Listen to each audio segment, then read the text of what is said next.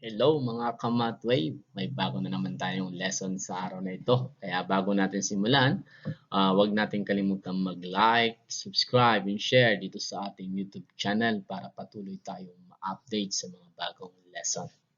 Topic natin sa araw na ito mga kamatwave ay circle, one type of a conic section. Ano nga ba ang circle? Circle is formed when the plane cuts the cone exactly parallel to its base. A circle may also be considered a special kind of ellipse. For the special case, when the tilted plane is horizontal. So let's see figure 1. Let's see be a given point. The set of all points P having the same distance from the center C is the center of the circle. Ito yung center natin ng circle. The point C is the center of the circle. Ayan po siya. Then, the common distance is radius. Kung papansin natin yun, yung radius natin. Ito, ang radius. Okay. Next. See figure 2, where circle is drawn from, it has center HK. Ito po, yung HK natin, yung center, and radius R greater than 0. A point P, ito po yung point P natin, is on the circle if and only if PC is equal to R. For any such point, then its coordinate should satisfy the following. Para malaman natin yung radius, gagamitin natin yung distance formula. Ito po ang ating distance formula. Okay? Yang the square root of the square of x minus h squared, x minus h plus the square of y minus k. Para maalis natin yung square root sign, ito po yung square root sign natin. Ayan, ito yung square root sign. Para maalis natin yan, square natin both sides ng equation. Square natin. Then, the square of r is r squared. And the square of these equations is the square of x minus h plus the square of y minus k. Then, ang center natin dito ay hk at ang radius natin ay yung r. Okay, the next. Standard form of equation of a circle. Ano ba yung standard form natin? Kung ang center natin is HK, kung mayroon tayong nasa, kumbaga, hindi tayo nasa origin, o wala tayo dito sa gitna, ito lang yung HK natin. Ang standard form ng equation ng circle natin ay the square of x minus h plus the square of y minus k equal to r squared or the radius. Then, for the center is on the origin or nasa gitna. Ito po yung center natin. Ayan po. At yung radius natin na r, ito ang radius natin, r. Ang standard form equation of a circle natin ay square of x plus square of y equal to square of r. Okay. For example, center at the origin and the radius is 5. Kung nasa gitna daw yung center natin, paano kaya natin malalaman yung equation ng circle? So, gamit ang square of x plus square of y is equal to r squared, ipapalit lang natin yung 0, 0, saka yung radius na 5. Magiging kapag ang center natin is on the origin, matik na po, no? Na x squared plus y squared. Given na po yan. Then, ipapalit lang natin yung 5 dito sa r natin, sa radius. So, square of 5, ano ang square ng 5? X squared plus y squared is equals to 25. Yan na po ang ating standard equations of the circle. Next, About kapag hindi nasa origin? For example, center natin is 3, -4 at yung radius natin ay 6. Ano ang gagamitin nating equations? Gagamitin natin equations ay square of x minus h plus the square of y minus k equal to square of r. So, papalitan lang natin yung h ng 3 at yung k ng -4. Ito po siya. So, magiging x minus 3 squared plus y plus 4 squared. Bakit naging negative, positive ang negative? Kasi po, negative times negative, positive. Okay? Then, positive times negative, negative. Okay? Then, yung radius natin na 6. So, magiging 6 squared. Then, next, x minus 3 squared plus the square of y plus 4 is equal to 36. 6 times 6, 36. Ito na po ang ating standard equations of a circle. Next. Okay. Center, 0, 0. At yung circle na touch niya ay 0, 7. So, ano ba ang gagamitin natin muna ng formula dyan? Gagamit muna tayo ng distance formula. So, r or the square root of x minus h squared plus y minus k squared. Itong 0, ilalagay natin dito sa x, 0 sa h, 0 sa y, and 7 sa k. So, bali ganito ang gagawin natin, no? Then next ay 0 minus 0 equal to 0. Square is 0. Then plus 0 minus 7 is equal to negative. No, 0 minus 7 equal to negative 7 squared. Then, negative 7 times negative 7 equal to 49. Then the square root of 49 is r. So, mayroon na tayong radius na 7.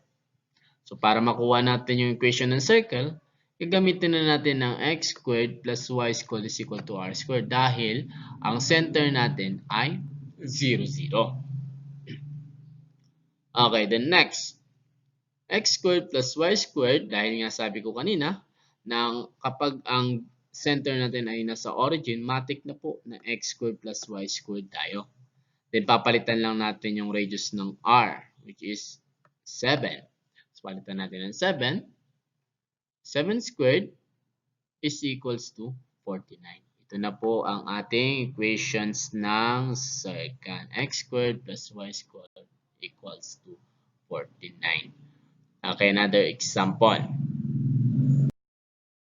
Okay, so meron tayong center na 0, -5 tangent to x-axis. Center 0, -5, meron tayong points sa circle na kung saan ay tangent sa x-axis. So, ibig sabihin meron tayong 0, 0. So, ito po. Gagamitin natin ulit yung distance formula. X minus h squared plus y minus k squared. So, itong 0 natin ay ilalagay lang po natin dito, no? 0 dito sa x, then 0 dito sa h, 0 sa y, -5 sa x. So, dito magiging 0 minus 0 squared plus 0 plus 5 squared kasi negative times negative, positive. Then, 0 plus 5 square is 5 squared. So, the square root of 5 squared is equal to 25. Then, the square root of 25 is 5.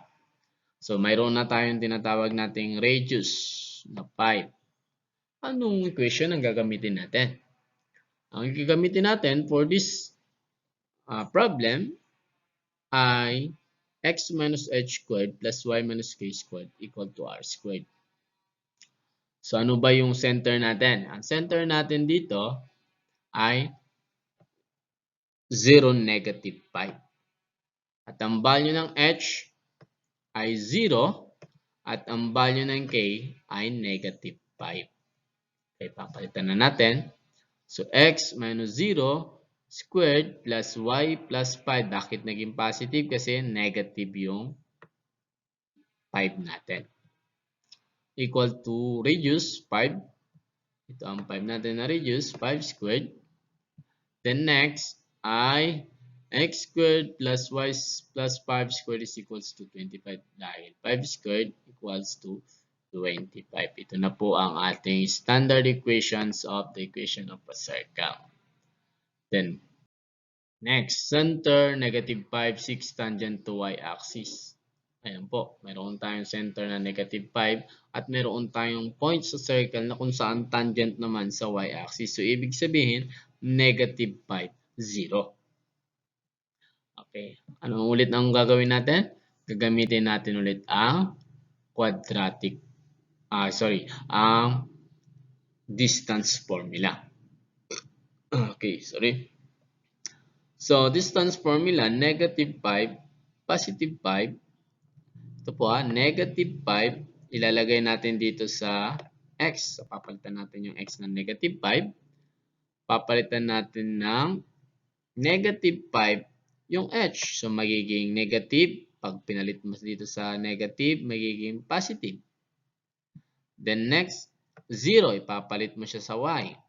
So, dito magiging 0 ang y at yung 6 dito sa k. So, magiging negative 6 kasi nga po positive ang 6 natin. Pag pinalit natin sa negative, magiging negative. Okay. Next, negative 5 plus 5, 0. Squared, 0 na yan. Then, 0 minus 6, negative 6 squared. Pa? 0 minus 6 squared, magiging, ayan na po. Magiging negative 6 squared. Then, negative 6 squared is equal to 36. So, the square root of 36 is 6. So, mayroon na tayong radius na 6. Gagamitin natin ulit ang x minus h squared plus y minus k squared equal to r squared. Dahil po, ang center natin, mayroon po siya. O, lagpas siya doon sa origin. O, hindi siya nakalagay sa origin. Okay, the next, palitan natin ng center, negative 5, magiging positive. Kasi kapag pinalit mo yung negative 5 dito sa h, magiging positive 5. Palitan natin yung 6 dito sa k, magiging negative. Then the radius is 6. Magiging x plus 5 squared plus y minus 6 squared equals to 36. Ito na po ang ating standard equations of the circle. Okay, next, center 3, tangent to both x and y axis. Anong ibig sabihin yan? Points na doon sa circle natin, kapag tangent sa parehas na x and y axis, meron tayong 3, 0 at 0, 3. So, solution natin using the distance formula. X minus h squared plus y minus k squared. Kahit ano po ang gamitin natin dito, pwedeng ito or pwede rin po ito ang gamitin natin. So, 3 minus 3, ito po no, ito na ang gamitin natin. Papalit natin dito sa x, itong h natin, ito siya, dahil siya po sa center. Ito naman si y natin, ayun, si 0, at yung center na 3 dito. Diba? So, magiging 3 minus 3 squared plus 0 minus 3 squared. Then, dahil 0 na ito, cancelled out na natin. 0 minus 3 squared is negative 3 squared. Negative 3 times negative 3, positive 9. Then, the square root of 9 is 3. So, dahil may radius na tayo, which is 3, kunin natin yung equation ng circle natin. Papalit natin si 3 sa x. Sa h. Ayan. Itong 3 na ito, dito sa k. At yung r natin, radius dito sa r squared. Ito na po siya. x minus 3 squared plus y minus 3 squared is equal to 3 squared. Then x minus 3 squared or the square of y minus 3 is equals to square of 3 is 9. Yan na po ang ating standard equations of the circle. Next, paano naman po kapag mayroon tayong diameter? Given natin diameter, no? It has a diameter with endpoints negative 2, 5, and 6, 11. Kung i-visualize natin, ang figure natin ng circle, for example, suppose mayroon tayong circle. Ito yung circle natin, for example ng circle na, dito na yun, ito na yung diameter natin.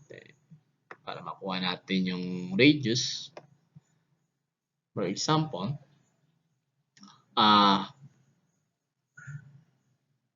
gagamitan na natin yung midpoint formula, yung pagitan, yung center para makuha natin si center. Ito po, ito yung center natin ng circle. Ano ba ang equations ng midpoint formula? X sub 1 plus x sub 2 over 2, then y sub 1 plus y sub 2 over 2. So, ano ba yung x sub 1 and x sub 2 natin? Ito po si x sub 1. Ito ang x sub 1 natin. Ito naman si x sub 2. Ayan. Ito si y sub 1. Itong 5 natin. Y sub 1 yan. Itong 11 natin. Ito si y sub 2. Ayan. So, titignan natin ha. Ayan. So, negative 2 plus 6 over 2. 5 plus 11 over 2. So, negative 2 plus 6, positive 4. 5 plus 11, 16. O, 4 divided by 2, 2. And 16 divided by 2 is 8. So, mayroon na tayong center. No? 2 and 8. Okay. Using the distance formula para malaman natin dito. Dito na si 2 and 8. Ayan na po. Si 2 saka si 8. Ito na yung center natin. Yung point dito, for example, ang point dyan ay negative 2 at 5, 6, 11. For example, dito negative 2 and 5. Ito yung point niya. Then, 6, 11 naman dito. Ayan, 6, 11. Itong point na ito. Yung point na yan. Using the distance formula, negative 2 minus 2 plus 5 minus 8. Ito kasi sa center natin. Magiging negative 2. Ito ang negative 2 natin. Papalit natin dito kay x. Itong h natin, dito siya manggagaling. Ayan. Si y, ito si 5. Si 8, ito siya. Ayun. So, magiging negative 2 minus 2 squared plus 5 minus 8 squared. So, negative 2 minus 2, same sign, magiging negative 4. Then, 5 minus 8, negative 3. Dahil mas malaki yung value ng negative kaysa doon sa positive.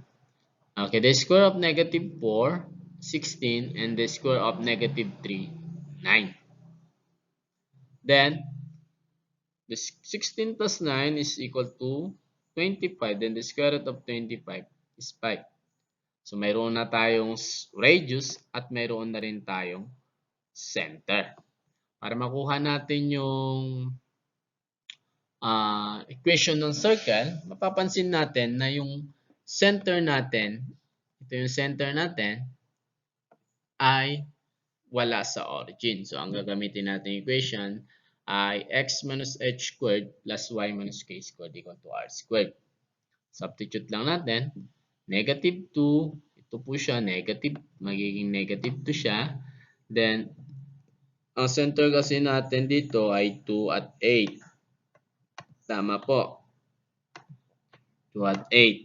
So, si h, palitan mo ng 2. Si k, palitan mo ng 8. So, magiging, ang radius natin, 5. Equation ng circle natin, x minus 2 squared plus y minus 8 squared is equal to 25. Ito na po ang ating standard equation of the equations of a circle. Then, converting standard equation to general form. Ayan po na. I-convert natin standard equation to general form. For example, ito yung standard equation natin. The square of x minus h plus the square of y minus k and the square of r. Ito po ang solution natin, na. So, ibig sabihin ng square of x minus h, dalawang x minus h. Ayan. Then, the square of y minus k, ibig sabihin, y minus k times y minus k equal to r squared. Breakdown lang natin yan. Baba lang natin ito. Then, next, x times x, ito, x times x, x squared. Then, x times negative h, xh. Then, negative h times x, negative x h. Then, negative h times negative h, positive h squared. Same process din po. Y times y, y squared. Y times negative k, negative yk. Negative k times y, magiging negative yk. Then, negative k times negative k, positive k squared. Bring down ulit natin ang r squared. Then, factor out natin. Factor natin siya. X squared minus xh minus xh plus h squared, magiging, i-add natin, no? Negative xh plus minus xh, negative 2xh. Bakit negative 2? Kasi po mayroon siyang numerical coefficient na 1. Parehas po ditong 1. So, 1 plus 1, 2xh dahil negative. Ganon din po dito, no? Same process. The next, x squared, ito po siya ilalagay natin. Then, y squared, dito po sa pangalawa, negative 2xh, ito siya. Then, negative 2yk plus h squared plus k squared, transpose natin to the left, magiging negative r squared equal to 0. Ito na po yung tinatawag nating general form of the equation of the circle. Ayan na po, no? Then, converting standard equation to general form. For example, ito po, mayroon tayong given na ang center natin dito, negative 2 magiging positive 2. Then, negative 8 magiging positive 8. Ito po yung center ng equation ng circle natin. Then, the radius 25. Square root ng 25 is 5. Okay? Convert natin using the general form of the equation of the circle. X squared plus y squared minus 2xh minus 2yk plus h squared plus k squared minus r squared equal to 0. So, papalitan natin lahat ng h and k value natin. Ito si h, yung 2. Ito naman si k, yung a. Okay? Ito si r. Yung r natin, yung type. Pansinin natin, no? Pinalitan natin lahat ng h saka ng k. Pinalitan natin to, yung k. Ay, ito po. So, x squared plus y squared minus 2x times 2 minus 2y times 8 plus 2 times 2 plus 8 times 8 minus 5 times 5 equal to 0. So, ganito po. Negative 2x times 2, negative 4x. Negative 2y times 8, negative 16y. Square of 2, 4. Square of 8, 64. Square of 5, 25. Gets? Combine like terms. Magiging x squared plus y squared minus 4x minus 16y. 4 plus 64 minus 25, 43. Gets? So, ito na po yung standard equations. Sorry, the general form of the equations of the circle. Gets? Then, converting standard equation to general form ulit. X minus 3 squared plus y plus 4 squared equal to 36. Ano yung center natin? 3 at negative 4. Bakit po 3 at negative 4 ang center natin? Dahil negative ito, kaya naging positive yung 3. Dahil positive si 4, kaya magiging negative 4. Okay? Square root ng 36, 6. Okay, next. Using the general form equations of the circle, papalitan lang natin yung h and k and the radius. Ganito po ang naging result. X squared plus y squared minus 2x times 3 minus 2y times negative 4 plus the square of 3 plus the square of negative 4 minus the square of 6. So ito na po ang result. Negative 2x times 3, negative 6x. Negative 2y times negative 4, positive 8y. Then the square of 3, positive 9. Square of negative 4, positive 16. And 6 squared, 36. Okay po. Then next, combine like terms. Bring down lang natin ito. Tapos, 9 plus 16 minus 36, negative 11. Ito na po ang ating general form of the equations of the circle. About vice versa naman, converting general equation to standard form. So, for example, meron tayong general form na general equations of the circle, x squared minus 6x plus y squared equal to 7. Paano natin siya i-convert into standard form? So, solution. Ito po. X squared minus 6x dahil magkaparehas silang may variable na x. Ayan po, pagsasamahin natin. X squared minus 6x plus y squared. Same lang po yan. Equal to 7. Then next, completing the square ang tawag natin dito sa process na ito. X squared minus 6x. Bakit siya naging 9? Kasi ano ang kalahati ng 6? Ang kalahati ng 6 ay 3. Square natin, 3 times 3 magiging 9. Okay, kalahati ng 6 ay 3. Square natin, 3 times 3 equals to 9. So, mag-add tayo ng 9 dito. Okay po. So, y squared, wala na siya dito. Okay na yan. Same lang na to.